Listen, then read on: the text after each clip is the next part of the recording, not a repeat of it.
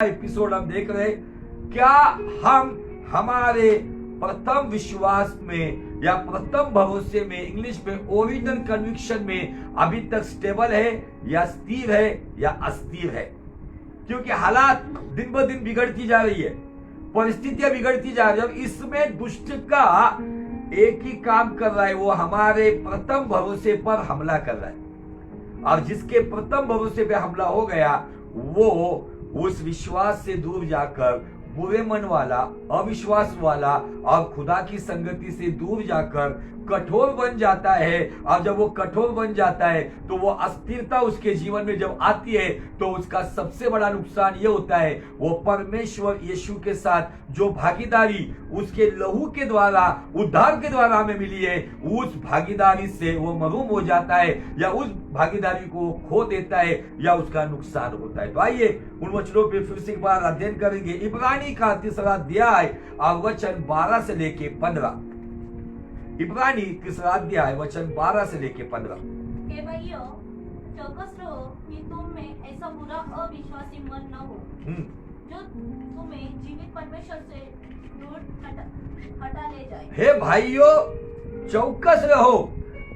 चौकस रहो कब कहा जाता है? सावधान रहो कब कहा जाता है? कि कुछ ऐसी अघटित घटना हो सकती है, हमला हो सकता है, नुकसान हो सकता है, कोई ना कोई अटैक हो सकता है, हमारे जीवन में कुछ ना कुछ हानि हो सकती है। इसीलिए देखो, जब बच्चा जैसे आज 2 युवक अपने घर से गाड़ी पर आए, लेकिन जाते जाते उनको बहुत सारी हिदायत दी गई होगी। चौकस रहो, ट्रैफिक में गाड़ी संभाल के चलाओ, सिग्नल मत तोड़ो, गाड़ी ज्यादा रैशली मत चलाओ। ये हिदायत क्यों दी गई है? ताकि उनका सफर सुरक्षित हो। आज ये वचन में पौलुस हमें सावधान होने की यहाँ पे चेतावनी दे रहा है कि चौकस रहो। हे भाइयों, तुम में से किसी का, मतलब इसके पहले कुछ लोग उसकी सेवकाई में होंगे कि जो बुरे मन वाले बने होंगे, जो अविश्वासी हुए होंगे और जो जीवित परमेश्वर से दूर चले होंगे, जिनको उसने आत्मिक जन्म दिया होगा, जिनके लिए दिन रात घुटनों पर दुआ की होगी, जिनके लिए रात दिन उसने प्रार्थना की होगी। लेकिन कुछ ऐसे लोग उसके सेवकाई में होंगे जो बुरे बन गए होंगे। जैसे वो कहता है कि देमास धन की लालच में मुझे छोड़कर चला गया। एक इतना बड़ा सेवक, प्रेषित, प्रॉफिट मिनिस्ट्री भी करने वाला था, क्योंकि पौलुस को प्रॉफिट भी कहा गया है प्रेरितों की किताब में। वो टीचर हमने ऑलरेडी देख चुके हैं। ऐसा व्यक्ति कहते हैं कि चौकस रहो कि तुम में से, मतलब कुछ ऐसे लोग होकर गए। ये बात क्यों उधर जिक्र किया गया है? तुम में से मतलब कुछ लोगों ने नुकसान उठाया है। क्यों उठाया है? कि वो बुरे मन वाले, अविश्वास वाले जीवित परमेश्वर से दूर चले गए। आगे वरन जिस दिन तक आज का दिन कहा जाता है, जिस दिन तक हमारे लिए, जिस दिन तक मतलब कौन सा दिन हम जिंदा है वो दिन। बड़े बड़े प्लान हम करते, बड़े बड़े इन्वेस्टमेंट करते, LIC निकालते, फिक्स डिपॉजिट करते, बड़ी बड़ी प्लानिंग करते, लेकिन वो प्लानिंग कब सक्सेस होगी? जब दूसरा दिन हम देख पाएंगे। इसलिए याकूब कहता है कि तुम भाप के समान हो, थोड़ा देर दिखते हो, गायब हो जाते हो। मनुष्य के जीवन को भाप कहा गया है। आगे हर दिन एक दूसरे को समझाते रहो। हर दिन एक दूसरे को समझाते रहो। अगर आप समझे हो और अगर आप समझकर आप खुदा के करीब हो, आप विश्वास में हो, आप एक अच्छे मन में हो, तो आपके खिलाफ कौन व्यक्ति है? अगर आपका रिश्ते में आपका पति होगा, पत्नी होगी, बच्चे होंगे, दोस्त यार होंगे, भाई बहन होंगे, चाचा चाची, मामा मामी होंगे, ऐसा कौन व्यक्ति है जो इन हालातों में, इन परिस्थितियों में बुरे मन वाला बना है, जो परमेश्वर से अविश्वास में चला गया है, जो खुदा की हुजूरी से दूर चला गया है? अगर आज के दिन में अगर आप सही सलामत हो तो एक दूसरे को समझाओ जो बुरे मन से चल रहा है, एक दूसरे को समझाओ जो अविश्वास में चल रहा है, एक दूसरे को समझाओ जो खुदा की संगति से दूर चला गया है। इसलिए मैंने कहा कि इस वचन के पीछे का एक उद्देश्य है, एक मकसद है। खुद समझो, दूसरे को समझाओ, खुद बदलो, दूसरों को बदलो, खुद ठीक हो जाओ, फिर दूसरे को ठीक करो, खुद पवित्र जीवन जियो, दूसरे को पवित्र जीवन जीने के सिखाओ।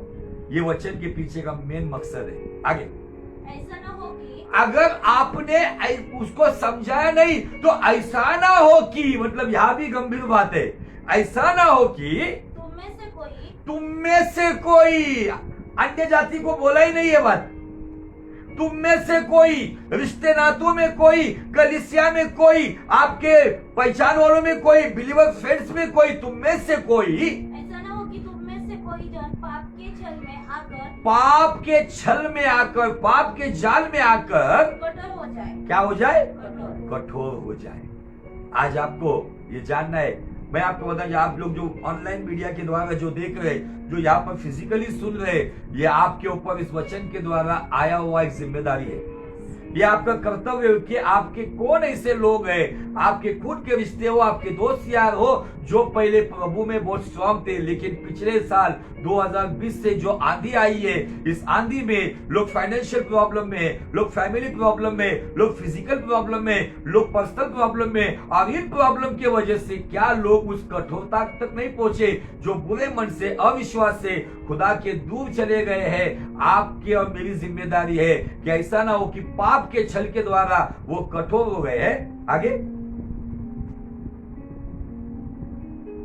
क्योंकि हम मसीह के भागीदार हुए हैं, क्योंकि हम मसीह के भागीदार हुए हैं, यदि हम अपने प्रथम भरोसे पर, यदि हम अपने प्रथम भरोसे पर अंत तक, केवल जरूरत के लिए नहीं, केवल हमारे प्रॉब्लम इतने प्रभु प्रभु करना नहीं, अंत तक आपके जीवन में सतावा आएगा, आपके जीवन में आंधी तूफान चलेंगे, आपके जीवन में रोजमर्रा की जिंदगी में फाइनेंशियल प्रॉब्लम आएंगे, आप दूसरे के लिए दुआ करेंगे, उनको चंगाई मिलेगी, लेकिन आपके शरीर में कहीं ना कहीं पीड़ा होगी।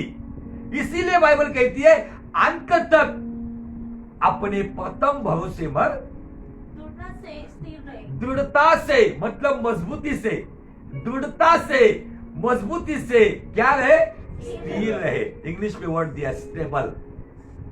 अब मुझे आपको बताना है कि जो व्यक्ति स्थिर रहता है ना, उसके निर्णय सही होते हैं। जो व्यक्ति अस्थिर होता है ना, वो व्यक्ति के निर्णय बहुत गड़बड़ी निकल आते हैं। फिर वो परिवार में होगा, बिजनेस में हो सकता है, नौकरी में हो सकता है, इवन सेवकाई में हो सकता है, रिश्ते नातों में हो सकता है। जिसका अस्थिर मन से आया हुआ निर्णय उस व्यक्ति के जीवन में एक बड़ा भूचाल लेकर आ सकता है।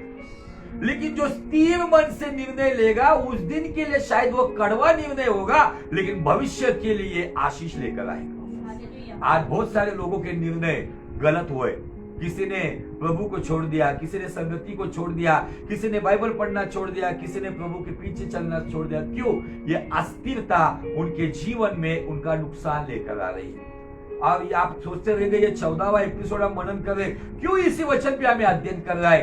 क्योंकि प्रभु चर्चेस खुलने से पहले आपको और मुझे तैयार करना चाहता है। हम जब कलीसिया में इकट्ठा हो तब हम स्थिर मन वाले हो, क्योंकि बाइबल कहती है स्थिर मन वाला नगर को जीतने वाला होता है। लेकिन अस्थिर मन वाला अस्थिरता की वजह से वो अपने जीवन में कदम कदम पर नुकसान उठाता है। मैं जब इस वचन पे आता हूं ना, तब मेरे सामने जैसे वर्शिप में एक वर्ड भाई ने गाया, तेरे साथ साथ मैं सदा चलूंगा, है ना। तब इस लाइन को गा रहा था तो मेरे सामने सडनली है ना, मुझे मवाब देश का एक घटना मुझे सामने प्रभु ने दिखाई। प्रभु आराधना में बहुत अच्छा अभिषेक बह रहा था। अब मैं सडनली वो दर्शन को देखा, बोला ये दर्शन क्यों आया? अब दर्शन में मैंने देखा 3 विधवा खड़े हुए, उसमें से एक विधवा बूढ़ी है और 2 विधवा जवान है। अब जब ये लाइन चल रही थी, तेरी मर्जी से मैं सदा चलूं, तेरे पीछे मैं सदा चलूं, है ना। तब उस वर्ड को मैं जब वो गीत गा रहा था, वो सडनली मेरे सामने वर्शिप में मेरे सामने वो दृश्य दिखाई दिया। अब मैं प्रभु से प्रार्थना कर रही है क्या? तब प्रभु ने कहा कि पुराने नियम में 3 विधवा थी, अब उन 3 विधवा में एक ऐसी जवान विधवा थी। वो जवान विधवा ने उसके जीवन में हालात बिगड़ने के बावजूद, उसके जीवन में परिस्थिति बिगड़ने के बावजूद, जिसे परमेश्वर का इतना खास अनुभव नहीं था, उसको कोई लाभ नहीं मिला, चंगाई नहीं मिली, बरकत नहीं मिली, उसे श्राप ही मिला, उसका पति मर गया था। लेकिन रूथ नाम की एक स्त्री वो कहती है उसने एक निर्णय वहां पे लिया। वो निर्णय क्या था? अपनी सास को कहती, तुम्हारा परमेश्वर मेरा परमेश्वर, तुम जहां जाओगे मैं वहां जाऊंगी। जब इजराइलियों में 3 अन्य जातियों से आई हुई जो स्त्रियां है, उसमें से ये रूत 2 नंबर की स्त्री है। पहले राहाब, रूत और उसके बाद बेतशेबा। लेकिन इन 3 स्त्रियों में हम रूत के जीवन को देखते हैं कि रूत को क्या मिला ऐसा। रूत अपने देश को छोड़कर इजराइल में जाने के लिए कुछ तो भी हीलिंग, मिराकल, कुछ तो भी प्रॉस्पेरिटी मिलना चाहिए था। लेकिन रूत को अपना हस्बैंड उसने गवा दिया था।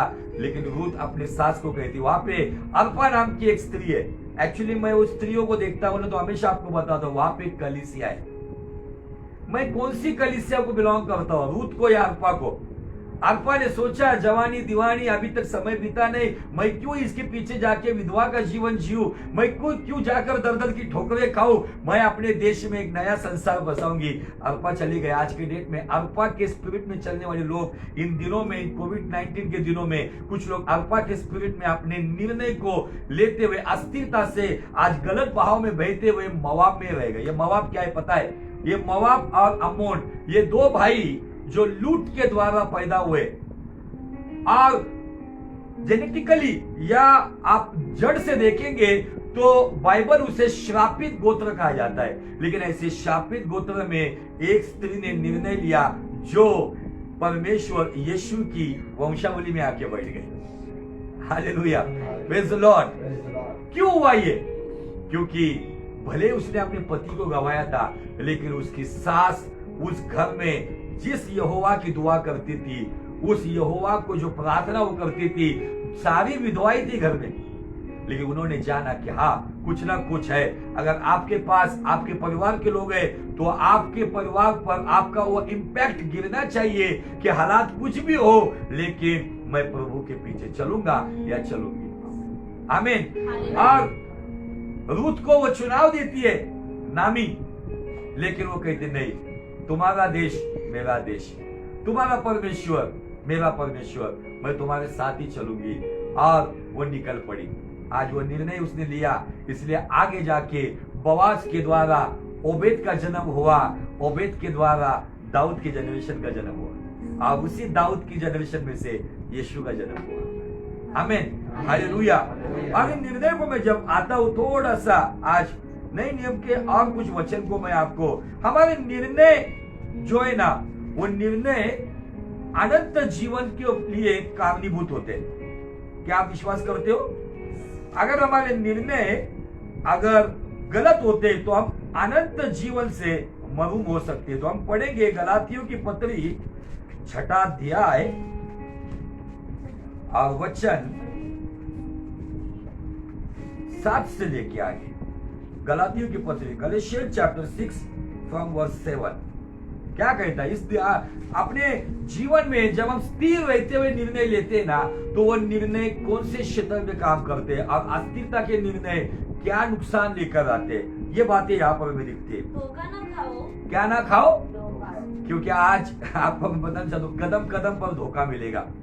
अपनों से धोखा मिलेगा, दोस्ती यारी में धोखा मिलेगा, रिश्ते नातों में धोखा मिलेगा, आपको इवन क्लाइमेट भी धोखा देगा। यहाँ पे कड़ी धूप दिखेगी, लेकिन आगे जाके घमासान बारिश भी मिलेगी। क्योंकि हम उस परिस्थिति में चल रहे हैं कि सेकंड में सब कुछ बदल हो सकता है। लोग आज के दिन में, पता हो आपको, जो गिरगिट होता है, रंग बदलने वाला गिरगिट, उसके जैसा लोग रंग बदलते हैं। आपको मुझे इसीलिए प्रभु के करीब इतना रहना है कि हम धोखा ना खाएं। आपके दोस्त यारी में भी आप धोखा खा सकते हो। दोस्त यारी के बहाव में बहते बहते आप आपके जीवन का अधिक समय अगर उनको देते हो, आपके परिवार को अधिक समय देते हो, तो ये बात भी धोखा खाने का काम बनेगी। क्योंकि जहां पर आप अधिक समय देते हो, उन बातों का असर आपके ऊपर ज्यादा गिरता है। इसलिए आपका समय, आप काम धंधा करो, बिजनेस करो, लेकिन उसके अलावा जो समय आप कहाँ देते हो, आप आपके मोबाइल को भी अगर समय अधिक देते हो, तो ये भी धोखा खाने वाली बात है। अच्छी बात देखते देखते गंदी बात सामने आ सकती है। आगे, धोखा ना खाओ, परमेश्वर ठट्टों में नहीं उड़ाया जाता। परमेश्वर ठट्टों में उड़ाया नहीं जाता। ये परमेश्वर जिसने भी ठट्टों में उड़ाने की कोशिश की है ना, उसको एक बुरे परिणाम का सामना करना पड़ा। आगे, क्योंकि मनुष्य जो कुछ बोता है वही काटेगा। क्योंकि जो अपने शरीर के लिए बोता है, जो अपने शरीर के लिए, अभी शरीर में क्या है? शरीर में लालसाएं है, शरीर में अभिलाषाएं है, शरीर में इमोशनल बातें है। जो शरीर के लिए बोता है ना, मैं ऐसा ही करूंगा, अविश्वास नहीं, मैं इसी निर्णय से लूंगा, बुरा मन नहीं, मैं अभी कुछ मुझे लेन देन नहीं है, खुदा से दूर। जो शरीर के लिए बोता है वह शरीर के द्वारा विनाश की कटनी काटेगा। अब यहाँ पे बोना और काटना दोनों बातें। जो शरीर के लिए बोएगा वो विनाश की कटनी काटेगा। आगे, और जो आत्मा के लिए बोता है वो आत्मा के द्वारा अनंत जीवन की कटनी काटेगा। अब ये शरीर में बोना और आत्मा में बोना क्या मतलब? इसका मतलब सीधा है, हमारे लिए हुए डिसीजन, हमारे लिए हुए निर्णय, हमारा चुनाव, हमारी योग्य जगह या अयोग्य जगह। एक निर्णय लेना मतलब एक बीज को बोने जैसा है। एक्चुअली इस वचन की गहराई ये, शरीर में अगर मैं बोता हूं, अगर मैं शरीर में निर्णय लेता हूं, मैं अक्षमा में जीवन जीता हूं, तो वही अक्षमा मेरे अंदर वो बीज को मैं बोने के बाद कड़वाहट की कटनी को लेकर आएगा, घृणा की कटनी को लेकर आएगा। अगर मेरे अंदर, मैं भले प्रभु में चल रहा हूं, लेकिन अगर जिस जगह पे मैं समय बिता रहा हूं, मेरे अंदर अगर कुछ गलत लालसा है, शारीरिक पाप, अगर मैं उसका बीज बोता हूं ना, तो मेरे अंदर वासना की फसल आएगी। मैं शरीर में जो बोता हूं वो शरीर के द्वारा विनाश के लिए आएगा। और मुझे आपको बताना, हमारे बहुत सारे निर्णय गलत हो जाते हैं। अगर हमारे निर्णय सही होते ना, वो निर्णय में हमने चुनाव अगर सही किया होगा ना, उस निर्णय में हम सही रास्ते में चले होंगे ना, तो आज उसका फल भले लेट मिलेगा लेकिन बेस्ट मिलेगा। यहाँ पे शरीर के लिए बोने के द्वारा बाइबल कहता है शरीर के द्वारा विनाश की कटनी, लेकिन आत्मा के लिए और आत्मा की बोने के लिए हमें कभी कभी अपने आप का इनकार करना पड़ेगा। हमें कभी कभी हमारे रिश्ते नातों को भी दांव पे लगाना पड़ेगा। हमें कभी कभी कुर्बानियां देनी पड़ेगी। और जो आत्मा के लिए बोता है वो शरीर को काटता है, और जो शरीर के लिए बोता है वो आत्मा को काटता है। लेकिन अगर हम शरीर को बोकर अगर आत्मा को काटते तो विनाश की कटनी आएगी। लेकिन अगर हम आत्मा में निर्णय लेते हुए पवित्रता के लिए, क्षमाशील जीवन के लिए, खुदा के साथ वफादारी के लिए, भले हमारे कुछ रिश्ते टूटेंगे, भले हमारे कुछ दोस्त टूटेंगे, भले संसार हमें मूर्ख समझेगा, लेकिन यही आत्मा की कटनी हमें इस जीवन में भी और अनंत जीवन में भी लाभदायक होगी। इसलिए ये बोना मतलब क्या है? निर्णय लेना है। अब शायद अर्पा ने वहां पे उसके जवानी की लालसाओं के लिए उसने मोआब में रहने का निर्णय लिया, और उसके बाद अर्पा का जिक्र कहीं पर भी नहीं है। लेकिन रूत ने जो निर्णय लिया शरीर के लिए नहीं लिया, तो उसने आत्मा के लिए लिया। इसलिए इजराइल की गोत्र में रूत का नाम लिखा गया। और आज भी लिया जाता है, आज भी जिक्र किया जाता है। आज भी अगर कोई सुंदर लड़की अगर होती है ना, अगर वो बिब्लिकल बेस पे चलने वाला, उसके बच्चे का नाम रूत रखता है।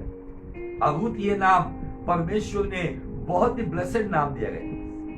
क्यों? एक निर्णय था उसके साथ। क्या वो जवान नहीं थी? क्या वो उसके देश में नहीं थी? उसको क्या मिला कि वो उस परिस्थितियों में दर दर की ठोकरें खाने के लिए अपने साथियों की सास कह रही है, अभी मेरा कुछ नहीं रहा, मेरे ही खाने के वादे, मैं एक शापी जीवन जीने वाला। क्योंकि इजराइल में जाने के बाद वो कहती है मुझे नामी मत कहो, मुझे मारा कहो, शापित कहो, कड़वाहट कहो। लेकिन वो निर्णय रूत के लिए इतना फायदेमंद हुआ कि उसके गोत्र में बवाज उसे मिला। वो बवाज यीशु मसीह को दर्शाता है। हमारा बवाज यीशु मसीह है। वो हमें कब मिलेगा? जब रूत के नहीं हम परिस्थितियों के साथ कॉम्प्रोमाइज ना करते हुए परमेश्वर के साथ जब चलते ना, तब हमारा बवाज हमारे साथ चलता है। Hallelujah, praise the Lord. बोले यीशु मसीह की जय जय जय। अभी जिसने बाइबल पढ़ा है उसको बवाज कौन है पता है, जिसको नहीं पढ़ा है तो उसके सब में से जाएगा। आमीन, हालेलुया। तो चलते हम इसी विषय पर जो इस्राएलियों के जीवन से देख रहे हैं एक अस्थिर व्यक्ति के जीवन में क्या रहता है, क्यों उसका कारण है कि वो अस्थिर होता है। तो वही भजन संहिता जो हम उसके ऊपर मनन करके आगे चलते, 106 नंबर की भजन संहिता, अब उसका 9 से लेके 12 तक पढ़ेंगे।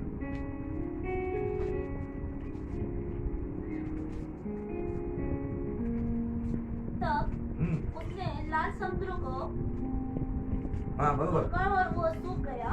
उसने लाल समंदर को ढुड़का मतलब एक ऐसी धमकी दी, केवल रिब्यूक किया उसको, अब वो सूख गया। आमीन। और वह उन्हें गहरे जल के बीच से मानो जंगल में से निकाल ले गया। हाँ, गहरे जल में से मानो जंगल में से निकाल ले गया। उसने उन्हें बहरी के हाथ से उबारा और शत्रु के हाथ से छुड़ा लिया। और उनके शत्रु जल में डूब गए। उनमें से एक भी न बचा, कोई भी नहीं बचा शत्रु में। तब उन्होंने उसके वचनों का विश्वास किया। तब उनमें वचन का विश्वास किया। कब वचन का विश्वास किया? जब लाल समंदर सूख गया, जब वो गहरे जल से मानो जंगल से चले आ रहे थे, जब उन्होंने देखा शत्रु के हाथ से छुड़ाया, जब उन्होंने देखा शत्रु खत्म हो गया, तब उन्होंने क्या किया?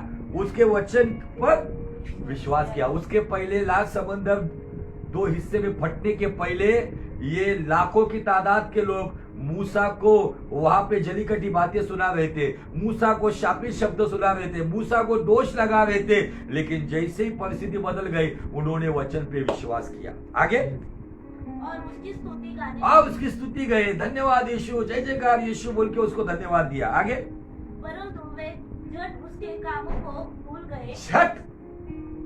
झट इमीडिएट, तुरंत उसके कामों को भूल गए। क्यों भूल गए पता है? जब उन्होंने देखा लाल समंदर आनंद के साथ नाचते गाते उन्होंने पार किया, अद्भुत कामों को देखा, जैसे लाल समंदर पार गए उन्होंने पीछे मुड़कर देखा, शत्रु पानी में डूब गए, और जैसे फिर से एक बार अबाउट टर्न उन्होंने किया, उन्होंने देखा पूरा रेगिस्तान। कभी कभी हमारे जीवन में लाल समंदर परमेश्वर 2 हिस्से में काटता है, शत्रु को खत्म करता है, लेकिन उसके साथ तुरंत मैं बपतिस्मा लेने के बाद ये टीचिंग देता हूं। कभी कभी बपतिस्मा लेने के बाद ये शिक्षा मैं हर एक व्यक्ति को देता हूं। बपतिस्मा लिया अभी ये मत समझो आप लाल गहरे समंदर से आसमान के नीचे, जैसे पौलुस ने 1 कोरिन्थियों 10:1 में जिक्र किया है कि उनका बपतिस्मा आसमान के नीचे लाल समंदर में और मूसा में उनका बपतिस्मा हुआ, लेकिन तुरंत वो उसके कामों को झट से क्यों भूल गए? कि उन्होंने देखा शत्रु खत्म, पानी भी ठीक हो गया, जैसा उन्होंने देखा एकदम रेगिस्तान, कुछ भी हरियाली नहीं। कभी कभी हमारे जीवन में मिराकल के बाद, छुटकारे के बाद, चंगाई के बाद एक नया समस्या सामने खड़ा होता है, तब उस वक्त हमें उसके कामों को झट से भूलना नहीं। और झट से वो लोग भूलते हैं जो अस्थिर है, झट से वो लोग भूलते हैं, झट से वो बुरे मन का बन जाते हैं जो अस्थिर है। जो स्थिर मन वाले, उन्हें पता है लाल समंदर को दुभागने वाला, उस शत्रु को खत्म करने वाला वो परमेश्वर इस रेगिस्तान में मुझे मरने नहीं देगा। आपके जीवन में फाइनेंशियल प्रॉब्लम का रेगिस्तान आएगा, बीमारियों का रेगिस्तान आएगा, फैमिली प्रॉब्लम का रेगिस्तान आएगा, पर्सनल प्रॉब्लम का रेगिस्तान आएगा, जॉब पर रेगिस्तान आएगा, लेकिन आपको यह विश्वास करना होगा जिस खुदावन ने 2020 में मुझे संभाला और सुरक्षित रखा, वो खुदावन 2021 में भी मुझे संभालेगा और सुरक्षित रखेगा। जब इस विश्वास से आप चलोगे तो ये स्थिरता आपको झट से खुदावन से दूर नहीं करेगी, तो ये स्थिरता आपके खुदा की करीब आपको लेकर जाएगी। आमीन, हालेलुया, प्रेज़ द लॉर्ड। आगे उसके कामों को भूल गया और उसकी युक्ति के लिए न ठहरे। और उसकी युक्ति के लिए न ठहरे। आपके जीवन में मैं आपको बताना चाहता हूं 2 मकसद लेके चलो। मकसद नंबर 1, हर परिस्थिति में आपको वचन पे विश्वास करना है, और मकसद नंबर 2, उसकी युक्तियों पे ठहरे रहना। आपकी युक्तियों से नहीं होगा। अगर आपकी युक्तियों से होगा तो साधारण होगा, कोई उसकी तारीफ नहीं करेगा, कोई उससे परमेश्वर को महिमा नहीं देगा। बाइबल ये कहता है कि वे लोग थे जिन्होंने परमेश्वर की युक्तियों के लिए इंतजार नहीं किया। क्या मैं मेरे जीवन में परमेश्वर की युक्तियों के लिए इंतजार करता हूं? अगर नहीं करता हूं, मेरे अंदर अगर अविश्वास, बुरा मन और खुदा से दूर जाने वाला जीवन अगर बनता है, तो उसके पीछे का कारण क्या है? उसके पीछे का कारण भी मैं आपको बताकर फिर मैं इजराइलियों के पास आपको और गहराई से लेके चलूंगा। तो चलेंगे इब्रानी की पत्री,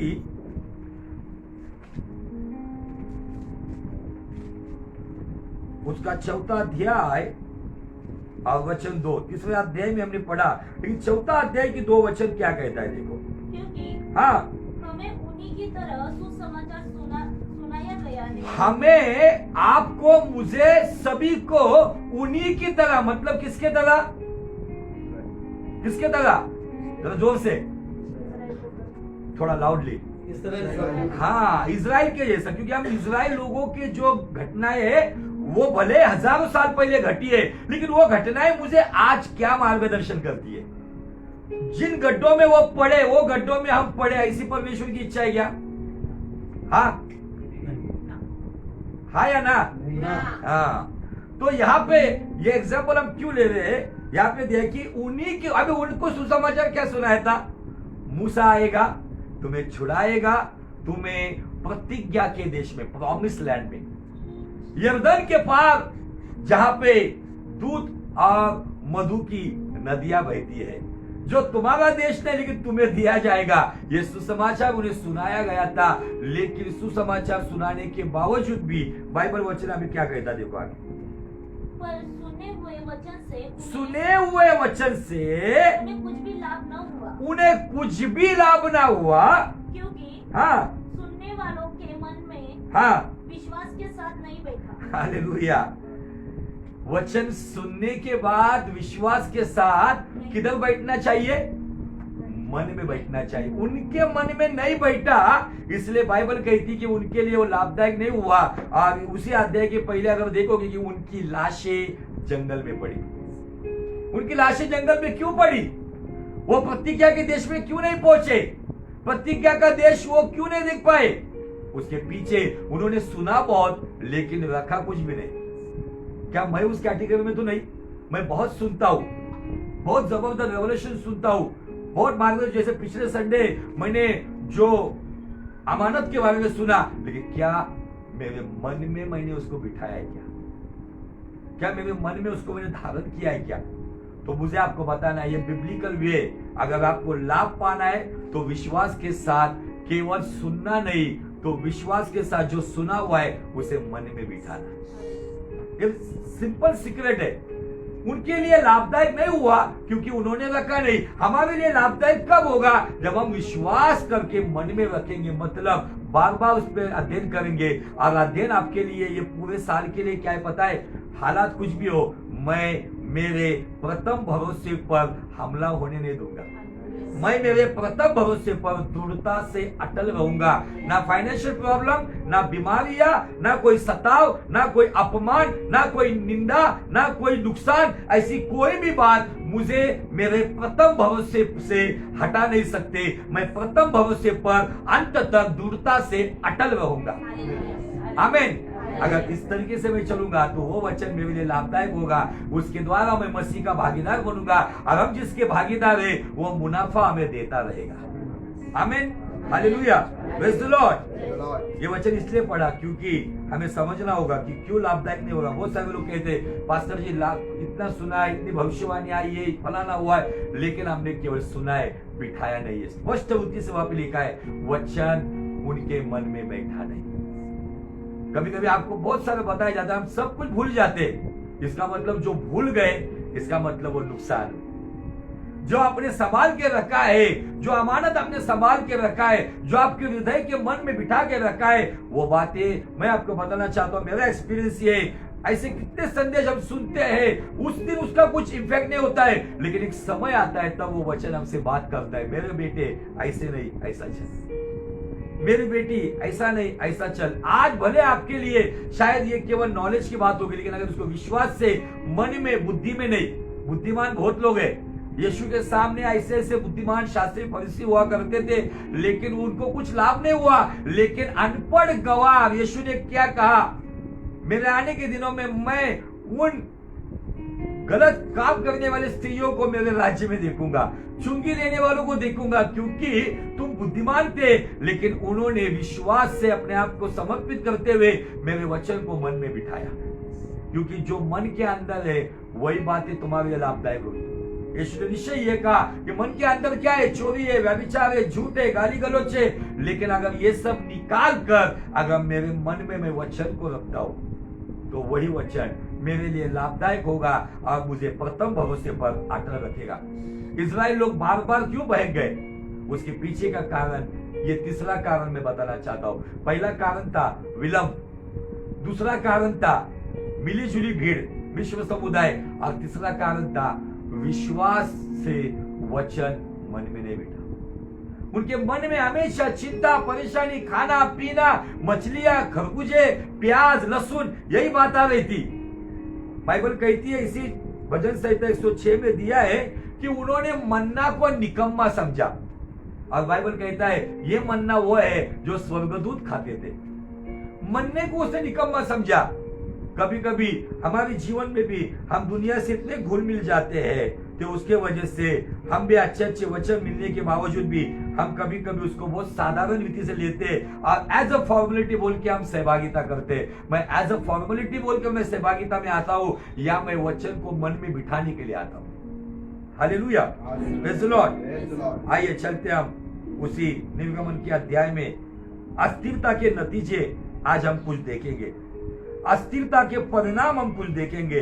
निर्गम का 32 अध्याय में हमने बहुत सारी बातें देख चुके कि जब मूसा को आने के लिए विलंब हुआ तो वही विलंब के कारण क्या हुआ, उन्होंने हारून के ऊपर उसको प्रेशराइज करते हुए उसको कहा कि हमें पता नहीं मूसा का क्या हुआ है, तू हमारे सामने चलने वाला परमेश्वर बना।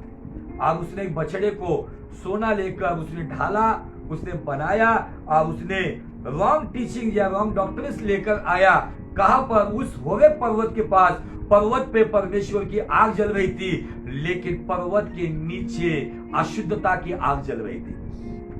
पर्वत पे पवित्रता की आग जल रही थी, लेकिन पर्वत के नीचे अशुद्धता की आग जल रही थी, क्योंकि वो खेलने कूदने लगे, जिसका जवाब हमने ऑलरेडी पहला कोरिन्थियों 10वां अध्याय में देखा है कि वो व्यभिचार करने लगे। जैसे आज जो तरीका हम देखते हैं, जो लिविंग रिलेशनशिप आज जो हम देखते हैं, समलिंगी प्रकार, लेस्बियन, गेस, उसके साथ साथ वाइफ शॉपिंग, ये सब गलत जो पाप की बातें है ना, भले पर्वत के ऊपर पवित्रता की आग जल रही थी, लेकिन पर्वत के नीचे अशुद्धता की आग जल रही थी। और ये क्यों हुआ कि वो अस्थिर हुए, क्यों? विलंब होने की वजह से। बाइबल ये भी कहती है, जो धीरज से बाट जोता है, भजन संहिता 40 में, यहोवा उसकी ओर मुड़कर दलदल से उसको उठाकर चट्टान पर रखता है। आज ये बातें मसीहत में भी दिखती है, गैर मसीह में भी दिखती है, क्योंकि ये खुलेआम चल रहा है और सरकार भी उसे अनुमति दे रही है। हम हमारे जो नाइट प्रेयर में हम कुछ पॉइंट्स लेके दुआ करते हैं, उसमें पॉइंट्स ये है कि आज सरकार ने 2019 में एक ऐसा रूल लागू किया है, व्यभिचार के समर्थन में वो कायदा है। अगर पत्नी शादीशुदा होने के बाद अगर कुछ गलत काम करती है तो सरकार के नियम के अनुसार वो पाप नहीं है। पति अगर करता है तो सरकार के नियम से पाप नहीं है। ये कानून पास किया गया है, ये कानून इसलिए पास किया गया कि लोगों को खुश किया जाए। और यही बातें हारून के द्वारा होरेब पर्वत के नीचे अप्लाई हुई। एक नया उत्सव वहां पे शुरू हुआ, एक नई वेदी वहां पे बनाई गई। उस बछड़े के सामने लोगों ने बलिदान किया, खेलने कूदने लगे, नाचने गाने लगे, और इसका परिणाम यह हुआ कि मूसा को परमेश्वर ने हुजूरी से निकाला। मैं सोचता हूं मूसा और 40 दिन वहां रह सकता था, लेकिन परमेश्वर वहां पे उसको बता रहा है, जा नीचे जा, लोग बिगड़ गए हैं, लोग अस्थिर हुए हैं और उन्होंने गलत काम किया है। और मूसा जब नीचे आता है तो मैं वचनों को छोड़कर मैं डायरेक्ट आपको 15 वचन से पढ़वाना चाहता हूँ, निर्गमन 32:15 से आगे। हाँ, मूसा मुड़कर साक्षी की दोनों तख्तियों को हाथ में लिए हुए पहाड़ से उतर गया। हाँ, उन तख्तियों के इधर और उधर दोनों ओर लिखा हुआ था, और वे तख्तियां परमेश्वर की बनाई हुई थी। वो तख्तियां परमेश्वर ने बनाई हुई थी। खुद परमेश्वर ने उस आप जैसे बोलो टैबलेट, टैब फोन में आया है, इंग्लिश पे वो वर्ड लिखा हुआ है वहां पे। परमेश्वर ने खुद वो तख्तियां बनाई थी। और उन पर जो खोद कर लिखा हुआ था, हाँ, वो परमेश्वर का लिखा हुआ था। एक मिनट मतलब पढ़िएगा। हाँ, नहीं 17 से पढ़ो। तब यहोशू को हाँ, लोगों के कोलाहल का शब्द सुनाई पड़ा। तब यहोशू को लोगों के कोलाहल का शब्द सुनाई पड़ा। तब उसने मूसा से कहा, हाँ, छावनी से लड़ाई का सा शब्द सुनाई देता है। छावनी से लड़ाई का शब्द सुनाई देता है। उसने कहा, हाँ, यह जो शब्द है हाँ, वह ना तो जितने जीतने वालों का है हाँ, और ना हारने वालों का है। हाँ, मुझे तो गाने का शब्द सुनाई पड़ता है। ओके, आगे। छावनी के पास आते ही मूसा को वह बछड़ा और नाश्ता दिखाई पड़ा, नाचना दिखाई पड़ा। नाचना दिखाई पड़ा।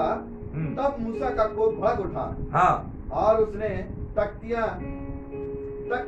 तख्तियों को अपने हाथ से पर्वत के नीचे पटक कर तोड़ डाला। देखो यहाँ पे लोगों की अस्थिरता की वजह से कभी कभी कुछ लोग कहते ना, अरे पास्टर है, सेवक है, कभी कभी उनके निर्णय क्यों ऐसे हो जाते, कभी वो क्यों इसी तरीके से चलते। मैं कोई सफाई नहीं दे रहा हूं किसी पास्टर की। यहाँ पे लाखों लोगों का एक अगुआ, मैं वो तख्तियों के बारे में आपको बताया कि वो किसने बनवाई थी, अपने हाथों से बनवाई थी। वो 10 आज्ञा उस पर लिखी गई थी। उन तख्तियों को लोगों का वो दृश्य जब मूसा ने देखा, मूसा को गुस्सा क्यों आया पता, मूसा को लगा जिन लोगों को लेकर आ रहा हूं उनके वो ये पर्वत के नीचे से वो देखते होंगे ऊपर आग जल रही है। लेकिन मैं एक बात बताना चाहता हूं, इन दिनों में हुजूरी में रहने के बावजूद, आराधना करने के बावजूद, वचन पढ़ने के बावजूद, चर्च आने के बावजूद भी लोग आज ये बछड़े को बनाना, उसके सामने नाचना, ये काम आज भी विश्वासियों में हो रहा है। आप कहेंगे कैसा, भले आज कोई स्वरूप में बनाए नहीं जा रहा है, लेकिन लोग आज अपने मर्जी के बछड़े बनाते हैं, अपनी मनमानी में नाचना। मतलब उसका स्पष्टीकरण हमने पहला कोरिन्थियों 10 में देखा, अशुद्ध कामों में। मूसा को उन बातों का गुस्सा आया, पवित्र आग ऊपर जल रही है, लेकिन इन्होंने अपवित्र आग जलाकर अपने आप को खराब किया। और उस गुस्से में मूसा ये भूल गया कि स्वयं परमेश्वर ने अपने हाथों से बनाई हुई तख्तियों को गुस्से से उसने तोड़ दिया। वो अगुआ भी एक इंसान है, वो अगुआ भी एक परमेश्वर का दास, लेकिन वो इंसान है। लेकिन जब उसको परमेश्वर की पवित्रता के बारे में जब उसको कुछ नतीजा दिखता है, तो नतीजा नंबर 1, परमेश्वर ने बनाई हुई तख्तियां मूसा ने तोड़ दी। अस्थिरता परमेश्वर की बनाई हुई बातों को तोड़ने पर मजबूर होती है। अस्थिरता परमेश्वर ने लिखी हुई बातों को तोड़ने पर मजबूर होती है। इसलिए आप ऐसा जीवन जियो, आप अगर परिवार में हो तो आपके परिवार का प्रमुख आपके वजह से अस्थिर ना हो, ऐसा जीवन जियो। अगर आप जॉब करते हो तो आपके जॉब पे काम करें, आपका मालिक आपके वजह से अस्थिर ना हो, ऐसा जीवन जियो। अगर आप कलीसिया में हो तो ऐसा जीवन जियो कि आपके द्वारा आपका अगुआ अस्थिर ना हो। मूसा की वहां पे परिस्थिति अगर आप देखोगे कि उसको इतना बुरा लगा, इतना उसको दुख लगा कि वो भूल गया कि उसने गुस्से में उसके हाथ में उसको पटक दिया। नतीजा नंबर 1, अस्थिरता ने परमेश्वर के द्वारा लिखित उन तख्तियों को तोड़ने का काम किया। आगे, तब उसने उनके बनाए हुए बछड़े को लेकर आग में डाल के फूंक दिया, हाँ, और पीस कर चूर कर डाला, हाँ, और जल के ऊपर फेंक दिया, और इस्राएलियों को उसे पिलवा दिया। तब मूसा हारून से कहने लगा, हाँ, इन लोगों ने तेरे साथ क्या किया कि तूने उनको इतने बड़े पाप में फंसाया। एक अगुआ पाप से निकाल रहा है, दूसरा अगुआ पाप में फंसा रहा है। आगे, हारून ने उत्तर दिया, हाँ, मेरे प्रभु का कोप ना भड़के। एक्चुअली हारून से मूसा छोटा था, लेकिन तो भी उसको क्या कह रहा है, प्रभु कह रहा है मेरे प्रभु का कोप मुझ पे ना भड़के। ये दिखावे वाली आदर वाली बात है। कुछ लोग ऐसे ही दिखावे वाले आदर की बात करते हैं, लेकिन जैसा चलना है वैसा ही चल दे। आगे, तू तो इन लोगों को जानता ही है।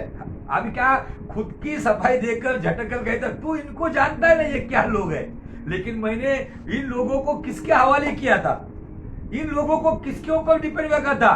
तू सीधा सीधा अपनी जवाबदारी को, अपनी जिम्मेदारी को झटक कर कहता है तू इन लोगों को जानता है ना। हाँ, कि ये बुराई में मन लगाए रहते हैं। हाँ, और उन्होंने मुझसे कहा, हाँ, हमारे लिए देवता बनवा। उन्होंने मुझसे कहा हमारे लिए देवता बना। तो तेरा काम क्या था? तुझे उस होरेब की पवित्र आग दिखानी चाहिए थी। उस होरेब पे जब बादल जो गरज रहे थे उसकी आवाज सुनानी आनी चाहिए थी। उस होरेब के ऊपर परमेश्वर का दास अभी भी है, ये बात बताना था। लेकिन यहाँ पे तू खुद अस्थिर होने के बाद एक कॉम्प्रोमाइज स्पिरिट में आकर शरीर में जो निर्णय लिया, जो शरीर में विनाश का कारण बना। आगे, जो हमारे आगे आगे चले। हाँ, क्योंकि उस पुरुष मूसा को जो हमने मिस्र देश से, जो हाँ, हमें मिस्र देश से छुड़ा लाया है, हम नहीं जानते कि क्या हुआ। तब मैंने उनसे कहा, क्योंकि उन्होंने कहा पता नहीं, मतलब अगुआ जो लोग हैं उनकी बातों से सहमत हो गए। कभी कभी मुझसे बहुत कहा जाता है आप हमारी बातों से सहमत क्यों नहीं होते, आप हमारी इच्छा से क्यों नहीं चलते। मुझे पता है कि जब हारून ने गलत बातों के साथ जब समझौता किया तो उसका नतीजा बुरा निकला। कभी कभी मेरे निर्णय कड़वे होते, फैसले कड़वे होते। क्यों कड़वा फैसला है? मुझे आपको खुश नहीं करना है, क्योंकि मेरे जीवन में मैंने उस वचन को स्वीकारा है, हमारी सेवकाई मनुष्य को खुश करने वाली नहीं, तो जिसके द्वारा परमेश्वर खुश हो वही सेवकाई हम करें। आगे, जिसके पास सोने के गहने हो, हाँ, वह उसको उतार लाए। और जब उन्होंने मुझको वह दिया, हाँ, मैंने उन्हें आग में डाल दिया। हाँ, तब यह बछड़ा निकल पड़ा। परिणाम नंबर 2, ढोंग तैयार हो जाता है। अस्थिरता में क्या होता है आपको कुछ समझा गया? यहाँ पे ढोंग मैंने ऑलरेडी बताया है बहुत से बार इस प्रचार में। क्या ढोंग दिखता है? एक मैच्योर्ड लीडर है, वो लोगों के साथ सहमत होता है और वो कहता है मैंने लोगों को सोना मांगा, सोना लेने के बाद क्या कहता है वो, मैंने उस सोने को आग में डाला और वो मूसा को कहता है जादू हो गया, आग में से बछड़ा बाहर आ गया। समझा? जहां पे अस्थिरता आती है, जहां पे लोग गलत डिसीजन लेते हैं, उनके जवाब सुनने के बाद हंसी आती है। मूसा एक तो पहले ही भड़का हुआ, उसमें वो कहता है जादू हो गया, तू पहाड़ पे उधर देख रहा था, नीचे इधर भी जादू हो गया।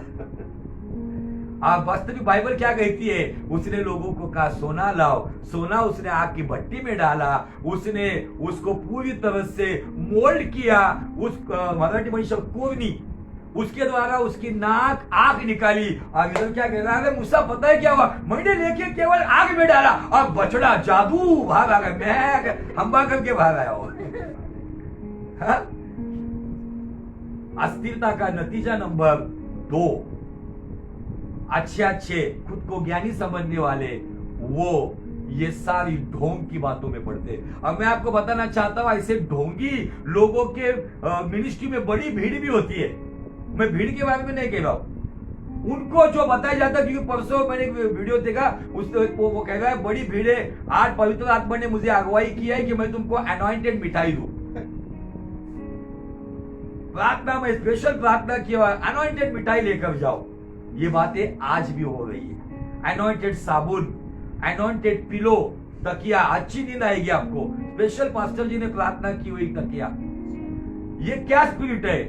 हारून ने होरेब के पास जो किया है ना, वही स्पिरिट जो मिली जुली भीड़ के द्वारा, जो मिली जुली विश्व समुदाय के द्वारा जो वहां पे ऑपरेट हुआ था, आज अच्छे लोगों में ऑपरेट हो रहा है, जो खुद को बहुत बुद्धिमान समझते, आज बचकाना काम वो कर रहे। और यही बात वो बता रहा है भी किसको? क्योंकि मूसा को ऑलरेडी सारा पिक्चर परमेश्वर ने ऊपर बता दिया है नीचे क्या चल रहा है। अब वो मूसा को कह रहा है मेरे स्वामी मुझ पे आपका कोप ना भड़के, ढोंग से कहता है मैंने कुछ नहीं किया, मैंने कभी कभी बच्चे मम्मी मैंने कुछ नहीं किया, मैंने केवल इतना ही किया। ये ढोंग का आत्मा कब काम करता है? जब हम अस्थिर होते। वो सीधा सीधा अगर बोलता था, लोगों ने मजबूर किया, लोगों के आवाज के सामने मेरा कुछ चला नहीं, दबाव में आकर मैंने ये किया, तो सीधा सीधा उसकी माफी मिल रही। यहाँ पे वो कहता है मूसा तूने जादू नहीं देखा, लेकिन मैंने जादू देखा, मैंने केवल सोना लेके आग में डाला और आग में से बछड़ा बाहर हम्बा करके आया। आगे हारून ने उन लोगों को ऐसा निरंकुश कर दिया था। हारून ने लोगों को क्या किया? निरंकुश। नतीजा नंबर 3 मराठीमध्ये वाचा काय बघ, खूप सुंदर शब्द आहे 25 वचन। मोशेने पाहिले की हाँ हे लोक मोकाट सुटले आहेत। मोकाट। आज की डेट में मैंने ऐसे कितने सारे लोगों को देखा है, मैं इस चर्च का, मैं फलाने पास्टर के चर्च का, लेकिन उनका जीवन निरंकुश है। निरंकुश मतलब क्या है पता है? गांव में एक सांड छोड़ा जाता है जिसका कोई वाली नहीं होता है। वो सांड सब गली गली में घूमता है, यहाँ वहां टक्कर मारते रहता है, किसी का कुछ नुकसान करता रहता है, क्योंकि उसके ऊपर लगाम लगाई नहीं जाती। जिस बैल के ऊपर लगाम लगाई जाती है, जब उसका मालिक जिस क्षेत्र में उसको टर्न करता है, उस क्षेत्र में टर्न। आज की डेट में जो कहते हैं हम बहुत बड़ी बड़ी कलीसिया में जाते हैं, हमको ये पता है वो पता है, लेकिन अधीनता में ना होने की वजह से, अधीनता का लगाम ना होने की वजह से आज भी वो जगह जगह पर निरंकुश हो गए और लोगों के बर्बादी का कारण बन गए। नतीजा नंबर 3 यहाँ पे ये हुआ है, एक व्यक्ति की अस्थिरता लाखों लोगों को निरंकुश बना दिया। आगे वे अपने विरोधियों के बीच हाँ उपहास के योग्य हो गए। मराठी वाली भाषा आहे। कारण अहरोनने त्यांना मोकाट सोडले म्हणून हाँ ते शत्रूंच्या उपहास पात्र झाले। शत्रु ठट्टा करने का कारण बन गया। शत्रु ने देखा होगा, अरे ये परमेश्वर के लोग जिनको छुड़ा लेकर आया है, देखो पहाड़ पे वो है, लेकिन फिर भी नीचे ये लोग बहक गए, वो लोग बछड़ों के सामने। आज मुझे आपको बताना है, क्या मेरी अस्थिरता शत्रु को आनंद करने का काम कर रही है? क्या मेरे निर्णय शत्रु आनंद कर रहा है? किसी पास्टर का, किसी कलीसिया का, किसी परिवार का नुकसान नहीं होता है, लेकिन जब कुछ ऐसी बातें होती है तब शत्रु और उसके नरक दूत आनंद करते हैं कि हमने कुछ लोगों के प्रथम भरोसे से उनको हटाकर उन्हें अस्थिर कर दिया है, भागीदारी से अलग चले गए।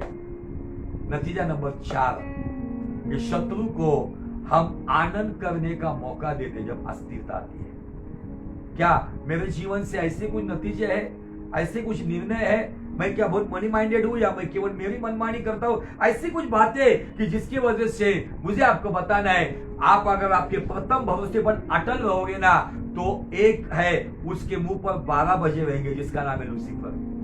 उसको स्माइल देके आनंद करने के लिए हमारे निर्णय काम करेंगे और उसको दुखी करने के लिए भी हमारे निर्णय काम करेंगे। अगर मेरा बोना शरीर के लिए तो उसको आनंद मिलेगा लूसीफर को, लेकिन मेरा बोना आत्मा के लिए तो उसको दुख मिलेगा और पिता को आनंद मिलेगा। आमीन। ये 4 नतीजे यहां पर आए। क्यों आए? क्यों आए ये 4 निर्णय? अस्थिरता।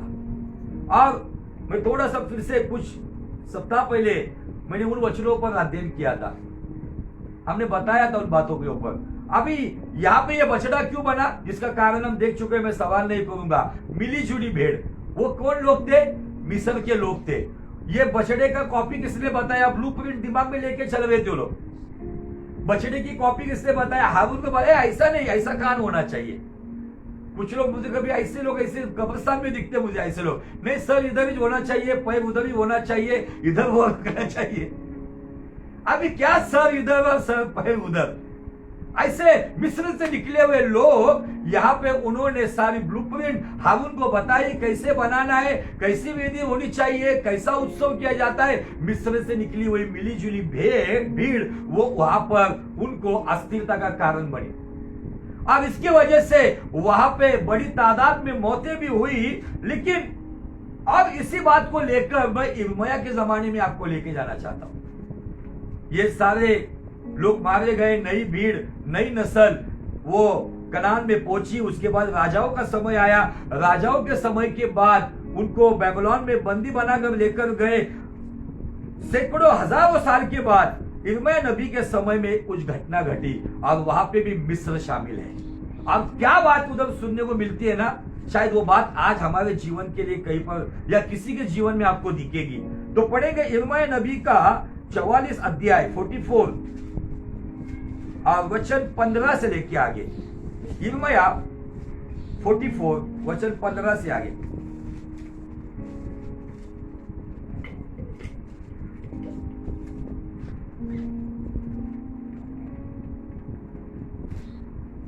जल्दी जल्दी।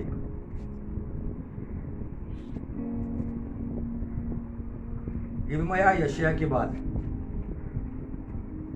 मेरा सदवाच। तब मिस्र देश के कौन से देश के? मिस्र देश के पत्रोस में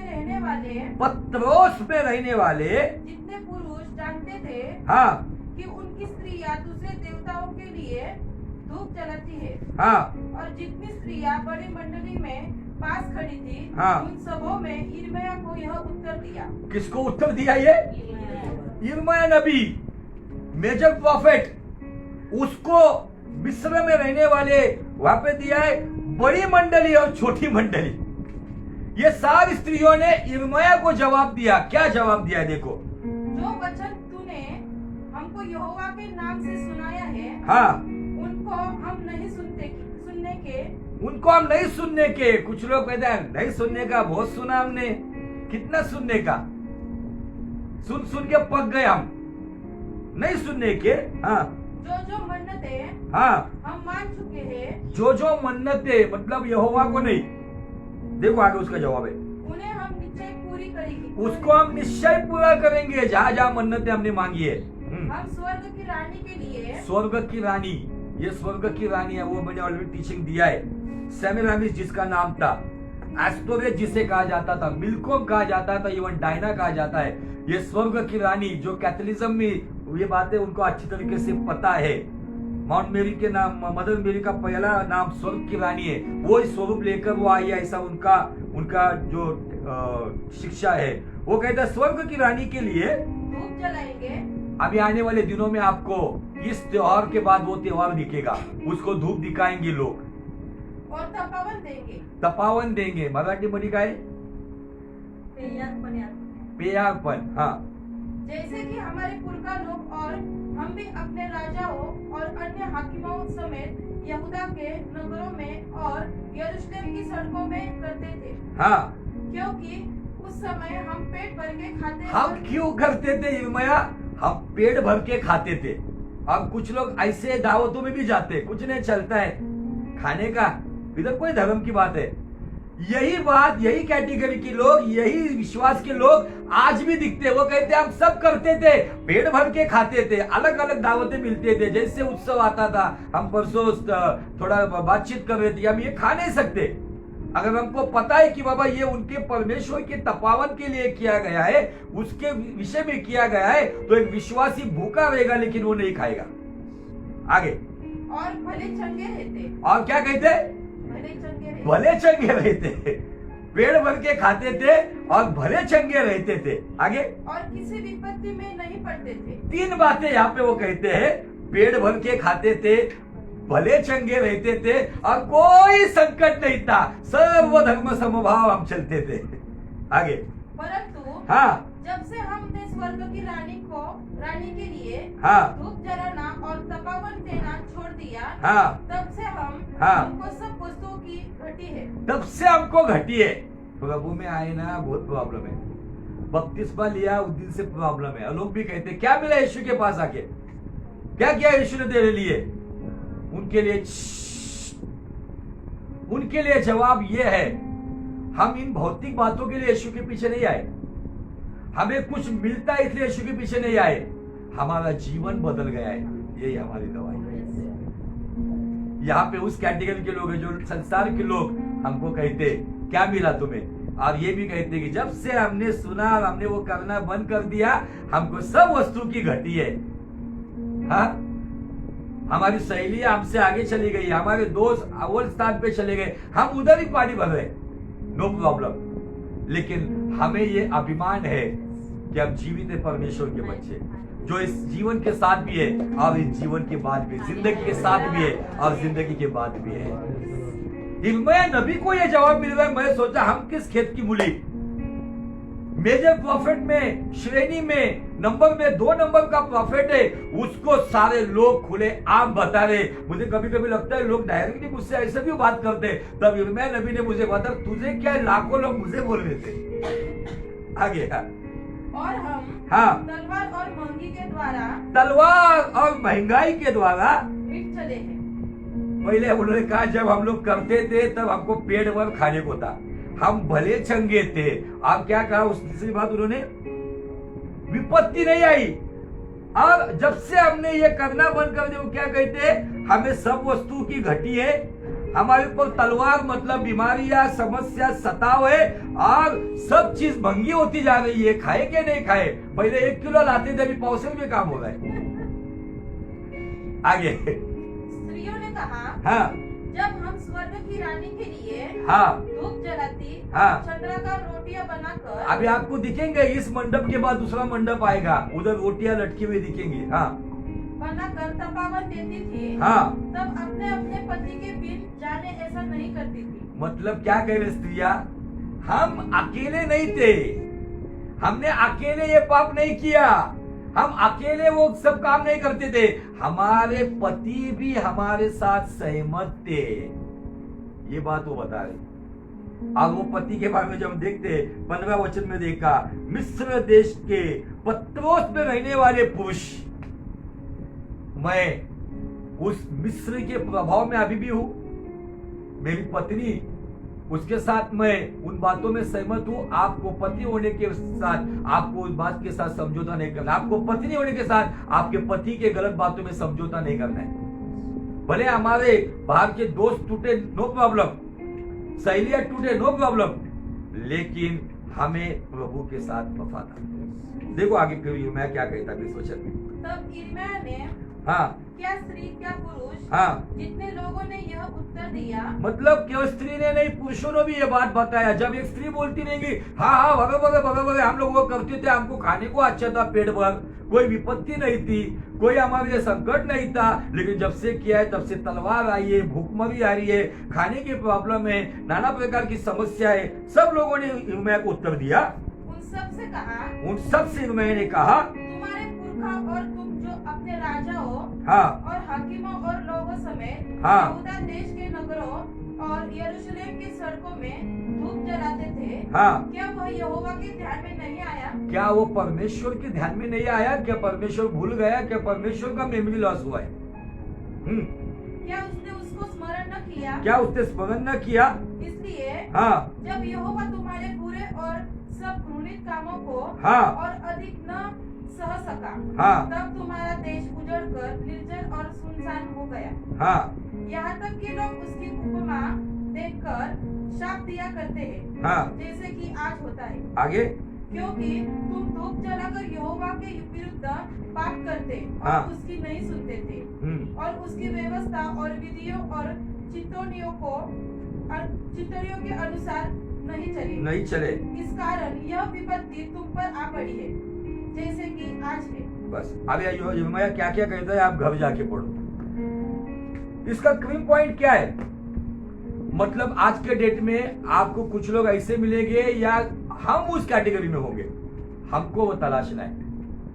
क्या ऐसी कुछ बात, पहले बहुत अच्छा था ब्रदर, हमारा बैंक बैलेंस भी अच्छा था, सब कुछ बस चल रहा था, लेकिन हम जितना प्रभु में आ रहे प्रॉब्लम आ रही है। इतिहास गवाह है, जब से कलीसिया स्थापित हुई है, सताव का सामना कलीसिया को करना पड़ा, विपत्तियों का सामना करना पड़ा, लेकिन उन्होंने हियाव नहीं छोड़ा, वो अस्थिर नहीं हुए, क्योंकि वो इस संसार के लिए नहीं जी रहे थे। यीशु मसीह ने स्पष्ट रीति से ऑलरेडी कहा था कि संसार में तुम्हें कलेश होगा, लेकिन मुझ में बने रहो, मुझ में तुम्हें शांति है, क्योंकि संसार को मैंने जीत लिया है। मसीह जीवन एक रोज की खतरों का सामना करने का जीवन है। मसीह जीवन हियाव छोड़ने का नहीं है, मसीह जीवन रोज एक गवाही बताने का जीवन है। इसलिए परिस्थितियां कुछ भी आए, आपको और मुझे भले आपके फाइनेंस पे हमला हो रहा है, होने दो। बीमारी की वजह से शरीर पे हमला होना है, होने दो, लेकिन आपके प्रथम भरोसे पे हमला होने मत दो।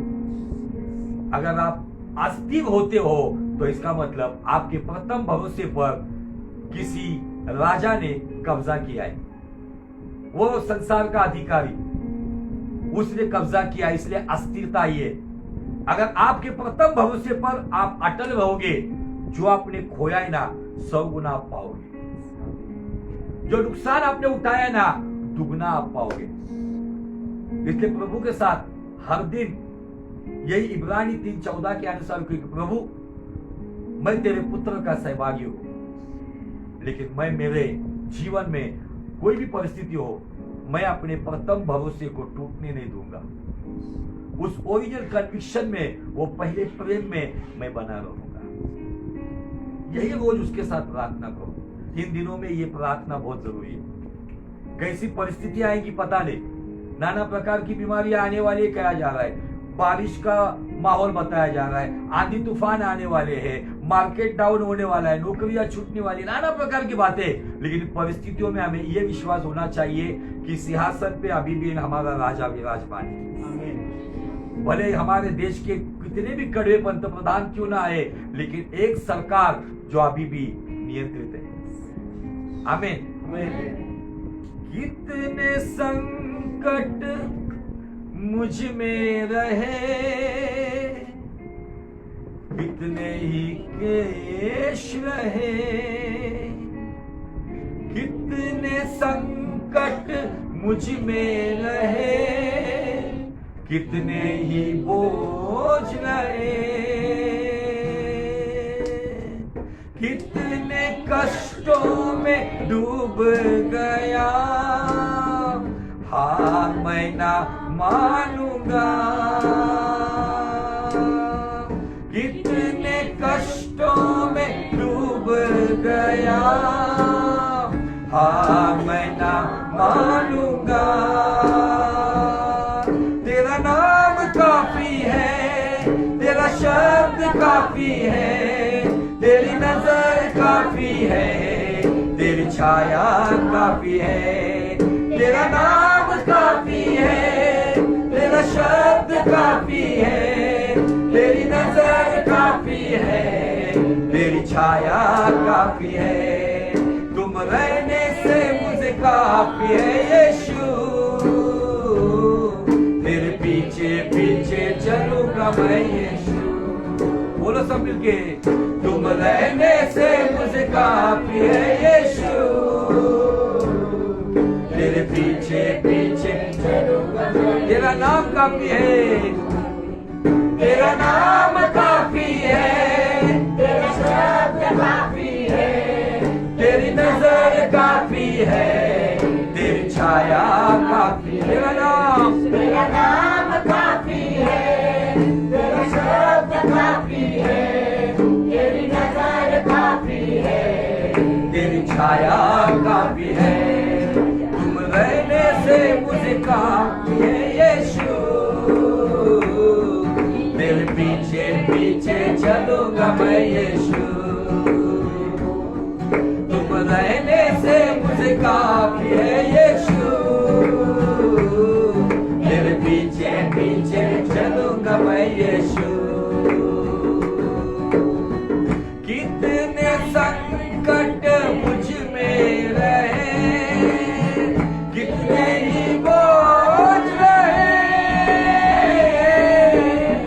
कितने कष्टों में डूब गया, हार मैं ना मान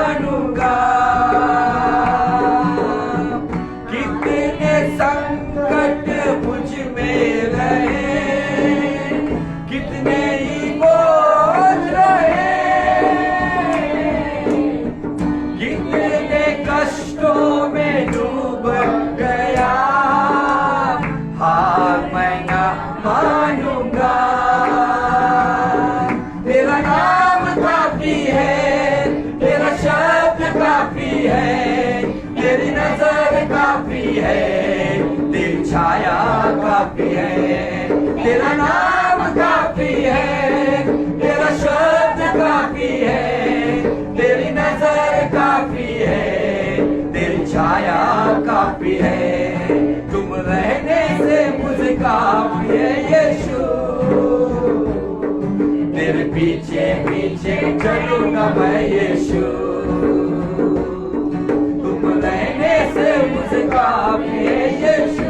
यस लॉर्ड, तेरे पीछे पीछे चलूंगा मैं यीशु, तेरा नाम काफी है, तेरा नाम काफी है, यस लॉर्ड, तेरा शब्द काफी ओ है, जीसस, तेरी नजर काफी है, तेरी छाया काफी है, तेरा नाम काफी है, तेरा शब्द काफी है, तेरी नजर काफी है, तेरी छाया काफी है, तुम रहने से मुझे काफी है यीशु, तेरे पीछे पीछे चलूंगा मैं यीशु, तुम रहने से मुझे काफी है यीशु, तेरे पीछे पीछे चलूंगा मैं यीशु।